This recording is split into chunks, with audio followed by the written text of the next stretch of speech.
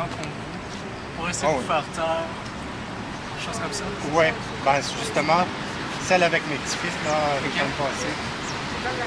Et mon ex-épouse est venue me rencontrer à quelques reprises à Sherbrooke pour me dire qu'elle pouvait me mettre en contact avec mes enfants. Mais il fallait que je signe un papier, comme quoi plus jamais je ne témoignerais contre la scientologie publiquement. Avant ça, il est arrivé une affaire aussi. Mon fils Philippe était venu pour me récupérer et rendu là-bas, je me suis fait demander de mettre mes jeans et aller laver les planchers. Alors, merci pour moi. Il y a eu aussi le président de l'église de Scientologie qui s'appelait à ce moment-là... Est-ce que c'est David Mesquivaux? Non, c'est celui de Montréal ici. OK. Comment il s'appelait, ce petit bonhomme-là? D'Aragon. Marc d'Aragon, il s'appelait. Bon, il m'appelle, puis il pouvait me mettre en contact avec mes enfants, mais il fallait que je promette encore une fois de ne pas... Lui, il a su que j'allais publier mon premier livre. Je ne sais pas comment ils ont réussi à savoir ça. Il faut croire que je suis sous haute surveillance de la scientologie. D'ailleurs,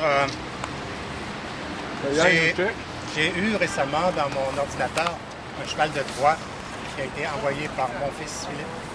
Mon système de détection l'a dépisté avant qu'il fasse du dommage. Alors, pourquoi je me disais que c'est Philippe, c'est parce que le rapport, c'était écrit Philippe Dubreuil. C'est mon fils qui travaille pour essayer de faire fermer la boîte. Ton téléphone.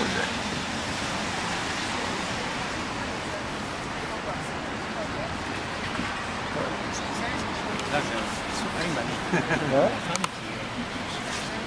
il y a aussi une autre question que j'ai en tête, c'est documenté, l'église de Scientologie le reconnu en cours.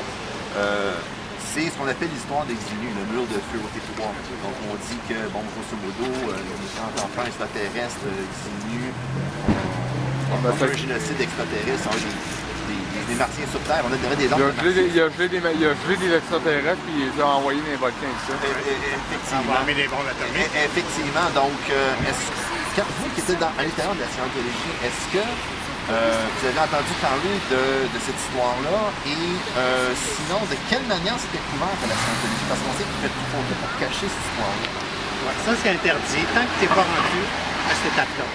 C'est des données qui n'ont pas le droit de divulguer. Tant que tu n'es pas rendu là. Quand tu es rendu là, la quantité d'argent que tu as dépensé, eh bien, tu travailles à récupérer. À ce moment-là, puis aussi, peut-être que dans toutes les folies qui nous font gober, je finis par croire que c'est incroyable ce qu'on peut gober, ce qu'on peut faire croire à un être humain, même raisonnable. On a beau être intelligent, c'est pas ça qui... Ouais. La seule façon d'être capable de se méfier de quoi, c'est avec de la susceptibilité. C'est ça. Personne n'est à l'abri de ça. D'ailleurs, moi, ma campagne d'information, c'est là-dessus que je la base. Personne, même les plus intelligents, sont à l'abri de ce type d'escroquerie. Je suis d'un naïf un peu. Ça... Même pas. Écoute, moi, je n'étais pas nécessairement naïf. Ouais, c'est pas un défaut en tant que tel. Il faut être à la recherche de quelque chose. Moi, j'étais à la recherche d'une certaine vérité. J'avais lu des livres un peu ésotériques, style Rempart, aussi Matin des magiciens, ces choses-là. Je pense que j'ai déjà entendu ce livre-là par rapport.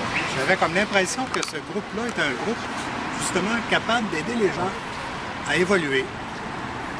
C'est une petite erreur de ma part.